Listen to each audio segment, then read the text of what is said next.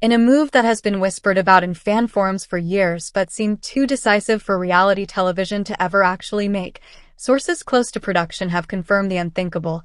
Andrei and Elizabeth Libby Pothast, the controversial and perpetually embattled stars of the 90-Day Fiancé universe, have been permanently banned by TLC. The network has reportedly severed all ties with the couple and, by extension, the entire Pothast clan, effectively erasing one of its most recognizable and volatile families from its future programming slate. The decision, described by an insider as a final, non-negotiable termination, is the culmination of years of escalating on-set hostility, unmanageable family conflict, and a tidal wave of viewer disgust that finally became impossible for the network to ignore. While TLC has maintained a corporate wall of silence, refusing to officially comment on casting decisions, the story pieced together from production sources and industry insiders paints a damning portrait of a reality TV run that spiraled from lucrative drama into an untenable liability. The fan reaction across the internet has been nothing short of euphoric. On platforms from Reddit and Instagram to X, formerly Twitter, the news has been met with a near-universal chorus of approval. The phrase, "good riddance," has become a celebratory banner under which viewers have united to share their relief and vindication. For a significant portion of the audience, the departure of Andrei and Elizabeth isn't just a casting change, it's a cleansing. It represents a victory for viewers who grew weary of what they deemed a relentlessly toxic, abusive, and increasingly manufactured storyline. "This is the best news to come out of the franchise in years," declared a top-voted comment on the popular r/90Day Fiancé subreddit. TLC finally listened. "We don't want to watch Andrei's rage fits and Libby's crying anymore. It stopped being entertaining and just became draining." This in-depth report explores the behind-the-scenes chaos that led to this unprecedented lifetime ban, the specific incidents that became the final straws, the history of the couple's controversial tenure, and why the fanbase is celebrating the dramatic downfall of the Pothast dynasty. Part 1: The Tipping Point: How Love to Hate Became a Liability. For years, Andrei and Elizabeth occupied a specific and valuable niche in the reality TV ecosystem, the love-to-hate couple. Their constant fighting, Andrei's abrasive personality, and the Pothast family's cartoonish villainy generated clicks, comments, and, most importantly, ratings. But according to sources, the line between profitable drama and a genuine workplace hazard had been eroding for seasons. The final break reportedly stemmed from a series of events during the filming of their most recent appearances, where Andrei's aggression and the family's refusal to adhere to production boundaries reached a breaking point. The tell-all ultimatum and equipment damage. A source with direct knowledge of the production of a recent tell-all special described a scene of pure chaos. Tensions between Andrei and Elizabeth's brother, Charlie Pothast, have always been a centerpiece of their drama, but behind the scenes, it had allegedly become a serious security concern. Before the cameras were even officially rolling for their segment, Andrei and Charlie were at each other's throats in the green room, the source revealed. It went beyond the usual shouting. Andrei got in Charlie's face, and for a moment, everyone thought he was going to throw a punch. Security had to physically separate them. The situation reportedly escalated when a producer tried to intervene, telling Andrei he needed to save the conflict for the stage. Andrei just lost it, the source continued. He started shouting in Romanian and English, accusing the producers of setting him up, of always siding with the family. He allegedly told one of the lead producers, "You want a show? I'll give you a FNG show." He then reportedly shoved a nearby lighting rig, causing it to topple over. It wasn't just posturing anymore. It was property damage. It was a direct physical threat. This alleged outburst created a ripple effect. The network's insurance and liability department was flagged. Crew members filed formal complaints about feeling unsafe. The incident was no longer just a storyline. It was a workplace safety issue. Elizabeth's social media sabotage. While Andrei's aggression was the primary catalyst, Elizabeth's actions were also a significant factor in the network's decision. TLC, like most networks, has a notoriously strict policy regarding cast members posting on social media, especially when it comes to revealing plot points or contradicting the on-screen narrative. Libby was a nightmare for the social media and legal teams, a network insider stated. She would constantly post cryptic stories on Instagram that would hint at the outcome of a fight or a storyline. She'd go on lives and subtly mock the production, suggesting things were edited to make her look bad. After a particularly nasty on-screen fight with her sisters, she'd post a picture of them all having brunch the next day with a caption like, "Family over everything." It completely shattered the illusion and made the show look fake, which is the one thing the network cannot stand. Her most egregious violation, sources claim, was her and Andrei's promotion of their OnlyFans account. While many cast members use platforms like Cameo or OnlyFans to supplement their income, the network felt the Pothist's content often bordered on revealing too much about their current relationship status and financial situation, directly undermining TLC's carefully crafted storylines about their perpetual struggles. Part 2. A history of controversy, charting the path to termination. The final break was not a sudden implosion, but the inevitable conclusion of a long and troubled history with the franchise. From their very first appearance, Andrei and Elizabeth's story was defined by conflict. Season 5, The Macho Man and the Suspicious Family. When viewers first met Andrei Castrovet, he was presented as a traditional, domineering man from Moldova who expected to be the head of his household. His refusal to let Elizabeth work, his quick temper, and his expectation that her family, specifically her father Chuck, should finance their life, immediately raised red flags for both the family and the audience. The initial storyline revolved around the Pothist family's suspicion of Andrei's motives and his mysterious past in Moldova, where he had worked as a bouncer. Happily Ever After, the escalation. Their transition to the spin-off series Happily Ever After saw the drama intensify exponentially. Key conflicts that defined their notoriety include the Moldovan wedding. The infamous second wedding in Moldova became a low point for many viewers. Andrei's behavior towards Elizabeth and her family on his home turf was seen as bullying and disrespectful. The explosive dinner scene where he drunkenly squared off against Charlie became an iconic, if uncomfortable, moment in the show's history. The family business, Chuck's money, the central, unending conflict revolved around Andrei's involvement in Chuck Pothist's real estate business. His sense of entitlement to a $100,000 loan, his clashes with Libby's siblings Jen and Becky over professional jealousy, and his alpha male posturing in a business he hadn't built, became a repetitive and exhausting storyline. The RV trip from hell. A family RV trip intended to foster bonding predictably descended into chaos, culminating in a physical altercation between Andrei and Charlie that was so intense, production had to intervene. Many fans cited this as a moment where the show crossed a line from guilty pleasure to genuinely disturbing. Throughout these seasons, a consistent pattern emerged. Andrei would exhibit controlling or aggressive behavior, Elizabeth would cry but ultimately defend him, and her family would meddle and provoke, leading to a massive, screaming confrontation. Lather, rinse, repeat. Part 3. The Court of Public Opinion. Why fans said, "Good riddance." The overwhelming joy from the fanbase is rooted in years of accumulated frustration. The complaints against Andrei and Elizabeth are numerous and deeply felt, falling into several key categories. 1. Perceived emotional abuse and toxicity. For many viewers, particularly women, Andrei's behavior towards Elizabeth was a constant source of discomfort. His tendency to curse at her, belittle her opinions, and isolate her from her family was frequently described in online forums as classic gaslighting and emotional abuse. While Elizabeth consistently defended him, viewers felt they were watching a deeply unhealthy relationship dynamic play out for entertainment, and it made them uneasy. 2. The repetitive and fake storylines. Audience fatigue was a major factor. Every season seemed to rehash the same conflicts. Andrei needs money from Chuck. Andrei fights with Charlie. Libby's sisters complain that Andrei is getting special treatment.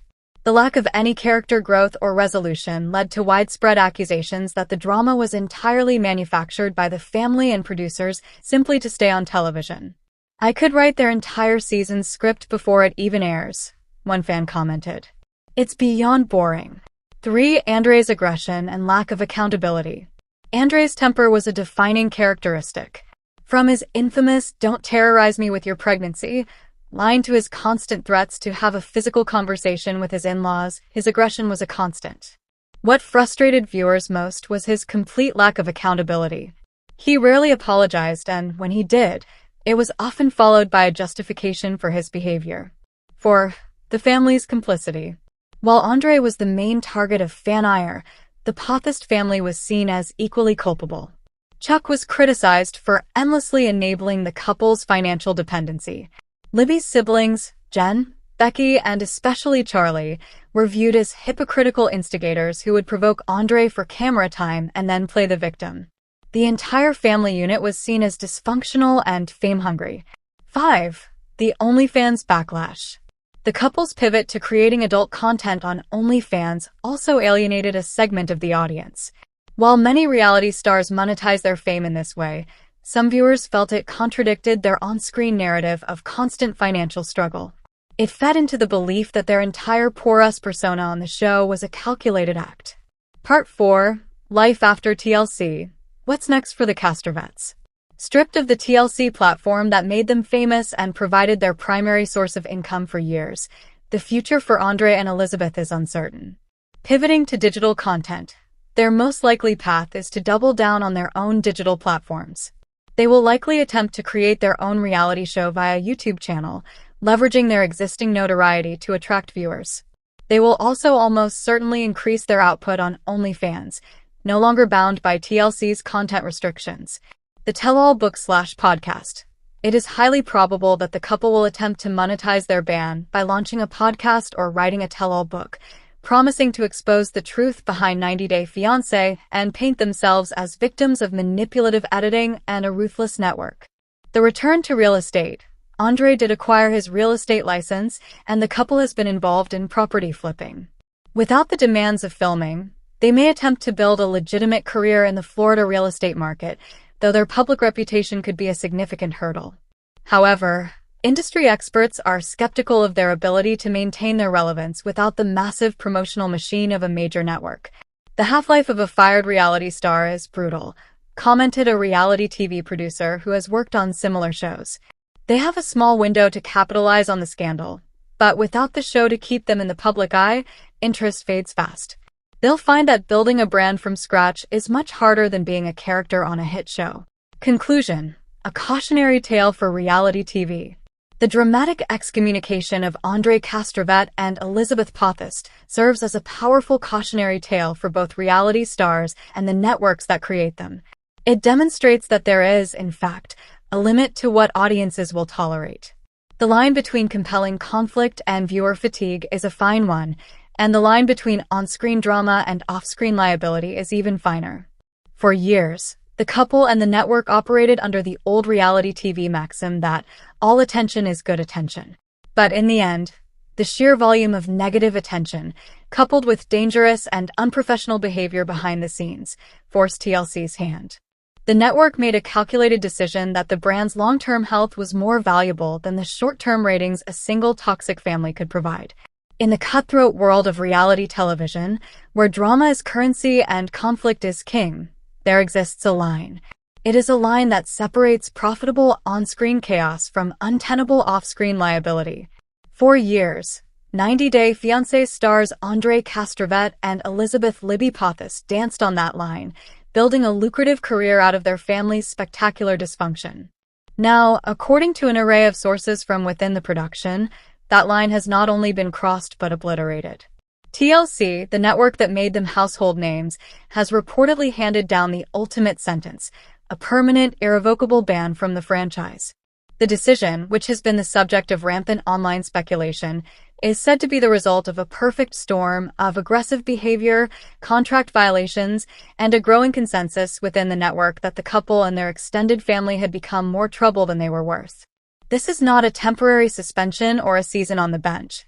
Sources describe it as a franchise excommunication, a deliberate move to scrub the Pineda saga from the future of 90 Day Fiancé. The news has ignited a firestorm of celebration within the show's massive and highly engaged fanbase. Across the internet, the reaction has been one of profound relief and vindication. The hashtag Good Riddance trended alongside hashtag TLC Listened, as viewers who had long condemned the couple's on-screen antics as toxic and abusive claimed victory. For them, this isn't just a casting update, it's the long-awaited consequence for years of behavior they felt had degraded the show they love.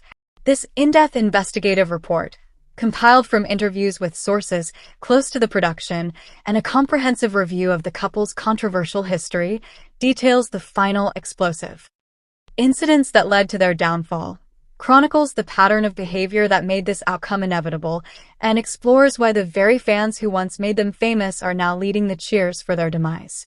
Part 1. The Point of No Return, the tell-all incident, and the weaponization of social media. Every dramatic downfall has a tipping point.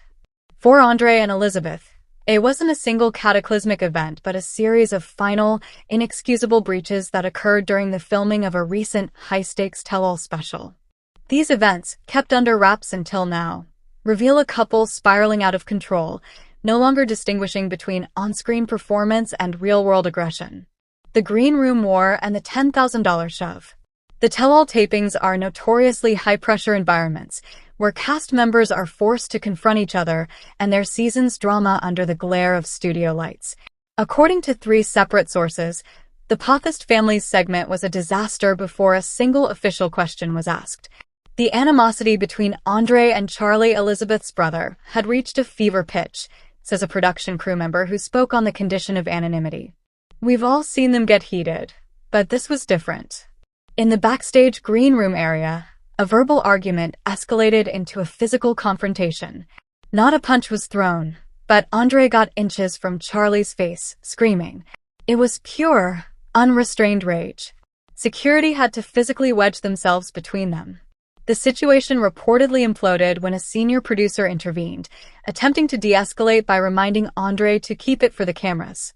This, sources say, is what triggered the final meltdown. Andrei turned his anger from Charlie to the production staff. The source continues. He started shouting that he was tired of being produced, tired of being made to look like the villain. He yelled, "You want a real show? You want something real?" And then he allegedly shoved a freestanding RE lighting rig, a piece of equipment worth over $10,000. It crashed to the ground. The sound was deafening. The entire studio went silent. You don't do that. You don't damage property. You don't create a situation where crew members could have been seriously injured. This act of physical aggression against production equipment was a catastrophic breach. It immediately triggered legal and HR protocols. Multiple crew members filed formal complaints, citing an unsafe work environment. The network's legal department was faced with a clear-cut case of talent creating a physical and financial liability. Elizabeth's campaign of digital defiance. While Andrei's physical outburst was the most dramatic transgression, Elizabeth's actions in the digital realm were seen by the network as a form of death by 1,000 cuts. For seasons, she had played fast and loose with her contractual obligations regarding social media, but in the lead-up to their final episodes, her behavior was viewed as a deliberate attempt to sabotage the show's narrative. Libby's Instagram was a constant headache for the network, reveals an insider from Sharp Entertainment, the production company behind the franchise. She would sign NDAs and then go on Instagram stories and drop huge hints about her and Andrei's relationship status. After a huge on-air fight where their marriage seemed to be on the rocks, she'd post a picture of them on a date night, all smiles with a winking emoji. It tells the audience, don't believe what you're watching. It's all fake. That is a cardinal sin. Furthermore, the couple's increasingly explicit content on their OnlyFans page became a major brand safety concern for TLC's parent company, Warner Bros. Discovery. TLC cultivates a specific, family-adjacent brand image, the insider explains. When your lead talent is promoting content that is borderline pornographic and directly tying it to their 90-day fame, it creates a massive conflict for advertisers. The network would get complaints. It wasn't just about morality. It was about business. They were using the TLC platform to build a separate, R-rated brand, and the company decided it was no longer willing to be implicitly associated with it. The combination of Andrei's physical volatility and Elizabeth's digital insubordination created a united front of unprofessionalism. The couple was no longer seen as manageable talent. They were seen as a rogue operation, hostile to the very production that paid their bills. The decision to ban them, when it came, was reportedly unanimous among the network executives. Part 2. A retrospective of rage, charting the escalating toxicity of the Pothest saga. To understand the network's final decision and the fans' jubilant reaction, one must look back at the couple's entire arc on the franchise. Their story was a masterclass in escalating conflict, with each season building upon the dysfunction of the last, creating a narrative so relentlessly negative that audience burnout became inevitable. Act 1: The Moldovan Mystery Man, Season 5. Viewers were first introduced to Andrei Castrovet as the stoic, alpha male fiancé from Chișinău, Moldova. The initial drama was classic 90-day, cultural clashes, a suspicious family, and financial dependency. Andrei's refusal to work, his expectation that patriarch Chuck Pothist would fund their lives, and his controlling attitude towards Libby immediately established him as a villain in the eyes of her family and many viewers. The season climaxed with the family's deep-seated suspicion about why Andrei really left his home country, a storyline that would fester for years. Act 2: The Enemy In-Law, Happily Ever After. The spin-off series is where the Pothist drama became a franchise centerpiece. The conflicts became bigger, louder, and more repetitive. The Moldovan Wedding Showdown. The couple's second wedding in Moldova was a turning point.